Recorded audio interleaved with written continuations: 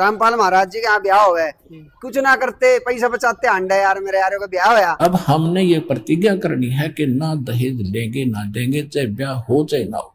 और क्यों कैसे ना होगा? वाह भैया, भगवान ने संस्कार जोड़ रखे, उसने मिटा कौन देगा?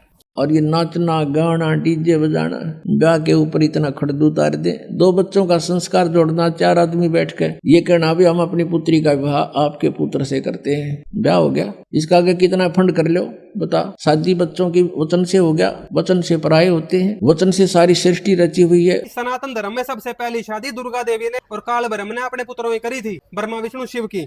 और उसमें कौन से बैंड बाजे बजाए थे? ये देखो जी, शिव महापुराण गीता प्रेस गोरखपुर, इसमें सनातन धर्म की शादी के बारे में क्या बताया है। ये जो उमा नाम से विख्यात परमेश्वरी प्रकृति देवी हैं, इन्हीं की शक्ति रूपा वाग देवी ब्रह्मा जी का सेवन करेंगी। कर दिया ब्रह्मा जी का विवाह का जिक्र।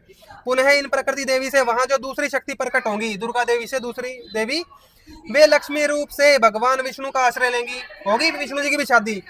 तदनंतर पुनः काली नाम से जो तीसरी शक्ति प्रकट होंगी, वे निश्चय ही मेरे अंश रूप भूत रुद्रदेव को प्राप्त होंगी। काली देवी की शादी किससे होगी? शंकर जी से। तो काल भगवान आगे बता रहे हैं, इस प्रकार मैंने देवी की शुभ स्वरूपा पराशक्तियों को बता दिया। जो देवी ने 3 शक्तियां उत्पन्न करके अपने पुत्रों की शादी करी, ये सब की सब मेरी प्रिय प्रकृति देवी की अंशभूता हैं। काल ब्रह्म यहाँ कह रहे हैं, मेरी प्यारी पत्नी जो दुर्गा देवी है, उनके ही अंश से ये देवी प्रकट हुई है। देवी दुर्गा ने फिर कैसे ब्याह किया, ये आगे जी देवी महापुराण और गीता प्रेस गोरखपुर, इसमें आ जाओ आप तीसरे स्कंद में। देवी दुर्गा ने जब अपने पुत्रों को पैदा किया, वो जवान हुए, उसके बाद की कहानी है ये।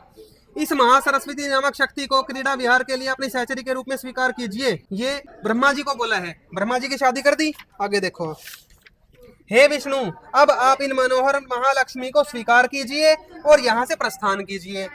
ये आपके वक्षस्थल में सदा निवास करेंगे, इसमें संदेह नहीं है। आपके लीला विनोद के लिए मैंने आपको यह सभी मनोरथ प्रदान करने वाली कल्याणमयी शक्ति अर्पित की है। देवी दुर्गा ने दूसरे पुत्र की भी शादी कर दी। यहाँ कोई बैंड बाजा नहीं बज रहा, देख लेना आप। अब ये है तीसरे पुत्र की शादी।